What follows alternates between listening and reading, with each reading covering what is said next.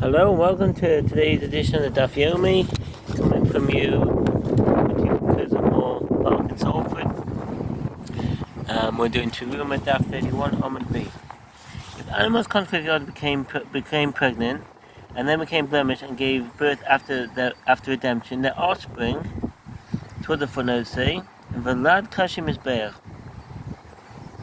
If one consecrated an unblemished animal for the altar, and after consecration developed a permanent blemish, and became pregnant before it was redeemed, and gave birth after its redemption, its offspring is forbidden and is not redeemed. That's in the Rambam Sefer Zohar, 111. And the milk are forbidden after the redemption, and one who slaughters them outside the temple, courtyard is liable to receive kavod. Chatan b'chutz. One who sacrificed an offering outside the temple courtyard has failed to perform a positive mitzvah and transgressed a prohibition. If it is intentionally, he is liable to receive kavod.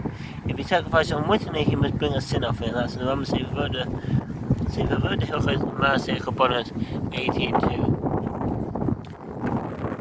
And the temple treasury does not give compensation to craftsmen for money donated for purchasing animals consecrated to the altar. In all these instances, it is not so with regard to money consecrated to temple maintenance. Some commentaries, craftsmen are paid directly in the temple treasury fund. This consecrated item can be desacralized in exchange for services rendered, just as they can be desacralized in exchange for another item. This is derived from the verse, "And let them make me a sanctuary," Exodus 25:8, which indicates that work performed on behalf of the treasury is paid by the temple treasury, despite the fact that no physical item is given in exchange. That's what the Gemara later on this argument. This is also Rabbi Avadia's explanation of the opinion of Rabbi Akiva, sees commentary, which are column 4-6. Others rule, in accordance with the opinion of Ben Azai, that consecrated items cannot be desacralized in exchange for services rendered. Rambam.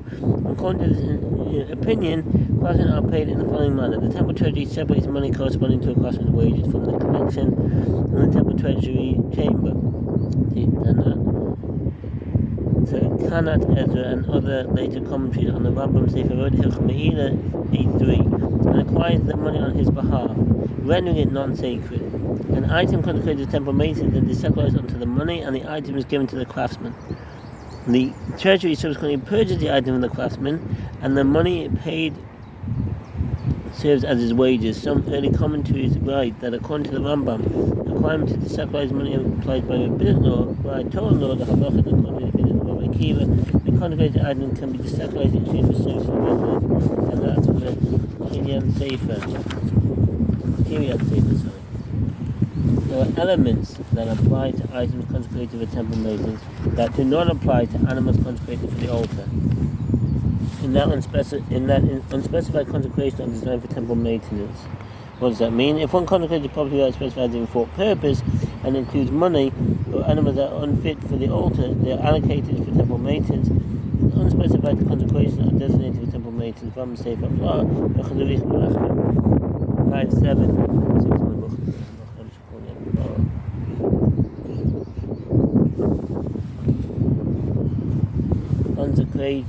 Consecration for temple maintenance takes effect on all items, and one is liable to bring a guilt offering and pay an additional payment of 1/5 for misuse of consecrated property, not only for the items themselves, but for their byproducts.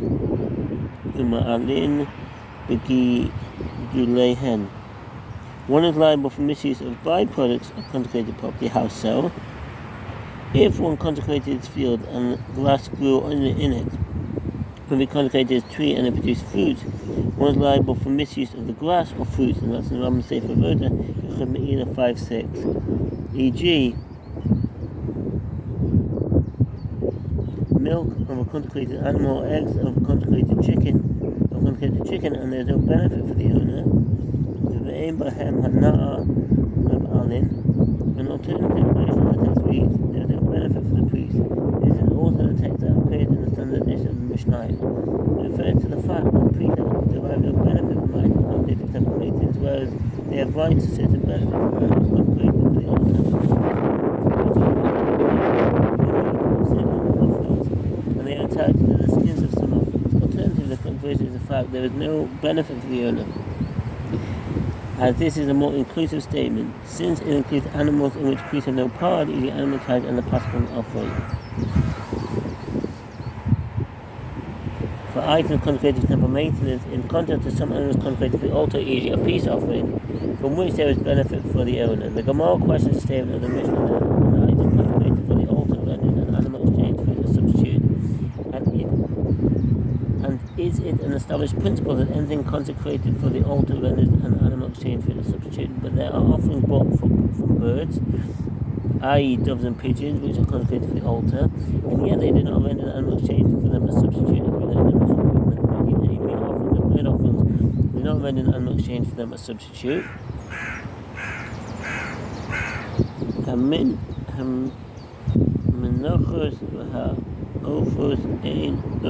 Teruma. Bird offerings and meat offerings do not render that which exchange for them a substitute, as a verse which discusses the halacha that was substitute refers only to animals. The Gemara responds, when this halacha of the Mishnah was taught, it was taught only with regard to animal offerings. The Gemara raises a difficulty, but there is an offspring of an animal consecrated for the altar, which is consecrated for the altar, yet we learn in the Mishnah 12a. The offspring of an animal consecrated for the altar does not render an animal exchange for a substitute. The offspring of an animal consecrated for the altar does not render an animal exchange for a substitute.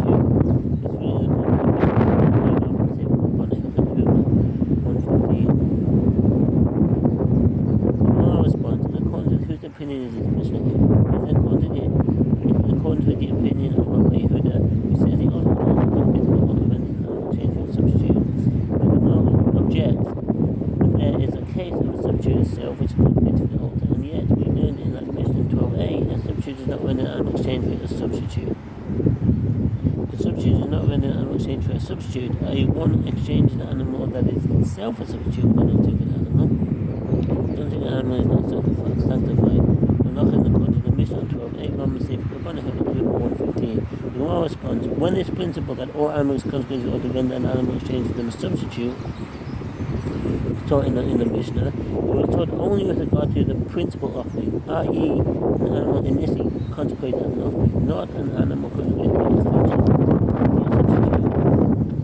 The Gemara comments, now you write the qualification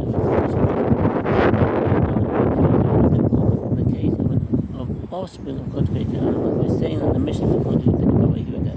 Rather, you may even say that the mission is according to the opinion of the rabbis who maintain that the offspring of an animal does not render an animal exchange for a substitute. When this principle was taught in the Mishnah, it was taught only with regard to the principal offering.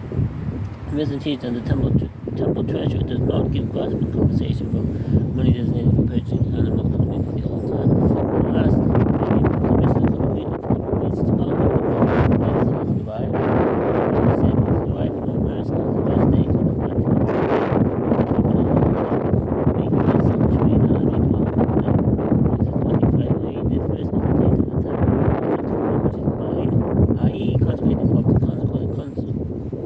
property may be used to pay the wages of a craftsman who are performed in the temple of the in the service of the tabernacle. The Mishnah teaches that no element can apply to items consecrated to temple maintenance, and do not apply to animals consecrated for the altar.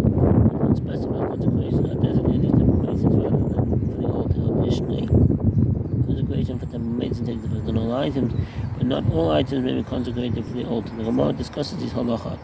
The Master said in the Mishnah, an unspecified consecration are designated for temple maintenance, and consecrations are designated for temple maintenance, and consecration for temple maintenance takes effect on all items. Who is the Tana whose ruling is stated in this Mishnah? Rabbi Abba said that Rabbi Yochanan said the Mishnah is not in accordance with the opinion of Rabbi Yeshua.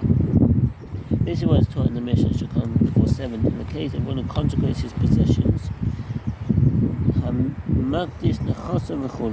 if one consecrates the property without specifying for what purpose, all the unblemished animals are fit for the altar are sold. Either the males are sold to the burnt offering, or the females are sold to those who must bring peace offerings, and they are both sacrificed as those offerings. The money received in exchange for the animals is allocated for temple maintenance, and unspecified consecration are designated for temple maintenance. The halacha is according to the opinion of Rabbi Eliezer, whom we say for flour. 5:7. That's the case, and among the consecrated property If there was an animal suitable for sacrifice upon the altar, male or female, what should be done with it? And it says, males that are suitable for burnt offering should be sold for the needs of burnt offering, i.e. the individuals obligated to bring a burnt offering. And the female should be sold for the purpose of being used for peace offering. And the money received from their sale is allocated with the rest of its property for temple maintenance. And but Yeshua says the males are not sold, rather they themselves should be sacrificed as burnt offering, and the female should be sold for the purpose of being used for peace offerings, and they will be offered as such. And one should purchase and bring the burnt offering with the money received from their sale, and the rest of the property which is unsuitable for sacrificial use is allocated for temple maintenance. Evidently, Rabbi Yeshua maintains that sympathetic consecration is not necessarily designated. The Gemara notes, and this explanation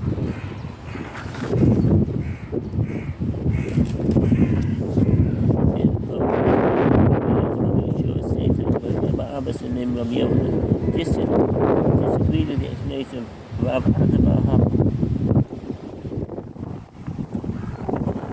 Who's that? Rav Adabahava. Gemara here is referring to Rav Adabahava, the second generation of more an outstanding student of Rav, not Rav Adabahava or Ba'aba, student of Rav. The Midrash relates that Rav Adabahava mentioned the Gemara here was born on the day that Rabbi Yehuda Nasi died. He was a colleague of Rav Huna and Rav Hamnuna, who were also prominent students of Rav. Rav Adabahava lived in Pumbedita along with his son-in-law Rav Hana. He was known for his piety and his dedication in matters relating to the awe of heaven. At the same time, he was not refrained from chastising the great sage of his generation who accepted his rebukes. The younger students of Rav told us the sage of his generation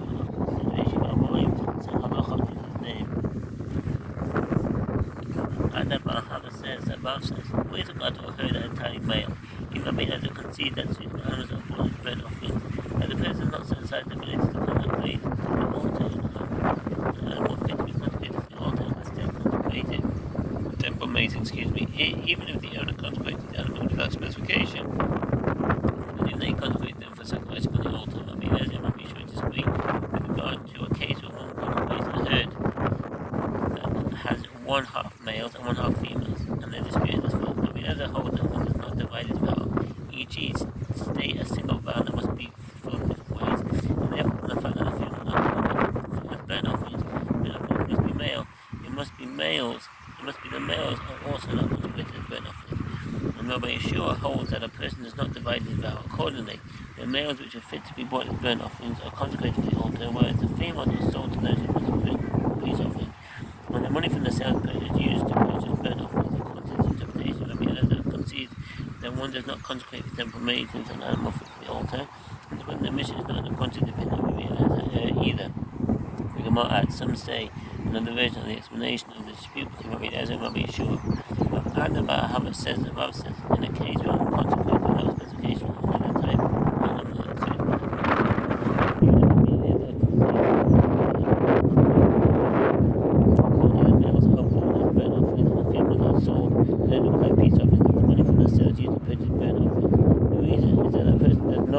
set aside the ability to consecrate the altar, but the animal consecrated for the altar, and instead consecrated for temple maintenance. They disagree only with regard to a case where there is other property that was consecrated with the animals, and the dispute is for Rabbi Elazar holds that a person does not divide his vow, even if the fact that the other property is not consecrated for the altar and is not fit for sacrifice, it must be that the animals are also not consecrated for the altar. And Rabbi Yeshua holds that a person divides his vow. Accordingly, the animals are consecrated for the altar, while the other property is consecrated for temple maintenance. According to the explanation, as well, the Mishnah is not in the opinions of either Rabbi Yeshua, Rabbi Eliezer. The Gemara discusses the two versions of the explanation of Rav Adabahava in light of the statement of Rabbi Eliezer in the Mishnah cited above in column 4:7. And the money from their sale is allocated to the rest of his property for temple maintenance. The Gemara adds that, granted according to the latter version, Rabbi Eliezer maintains that when one consecrates animals on another property, he does not divide his vow, and that some of his property is unfit for the altar, all his property is consecrated for temple maintenance. This explanation is consistent with that which Rabbi Eliezer teaches. The money from the sale is allocated with the rest of his property for temple maintenance, i.e. the money from the sale is consecrated for temple maintenance due to the consecration of his other property. But according to the first version, Rabbi Eliezer maintains that one does not divide his vow, even when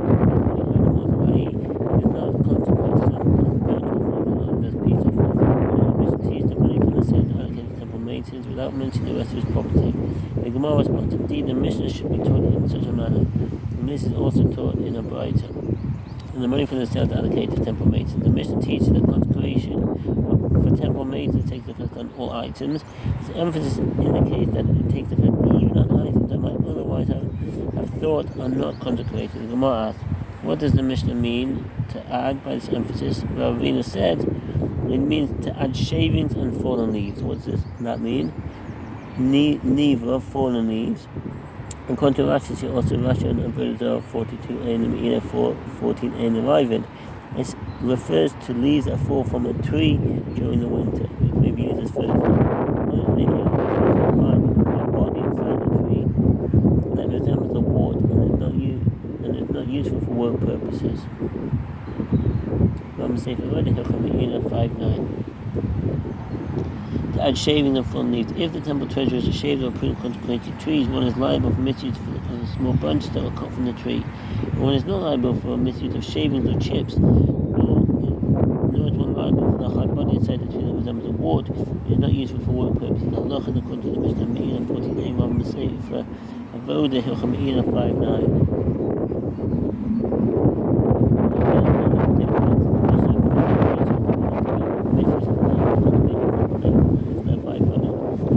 Liable for misuse of byproducts and is consecrated for the altar. The more elaborate, when the Mishnah states that one is not liable for misuse of byproducts and is consecrated for the altar, it's seriously important. I would say this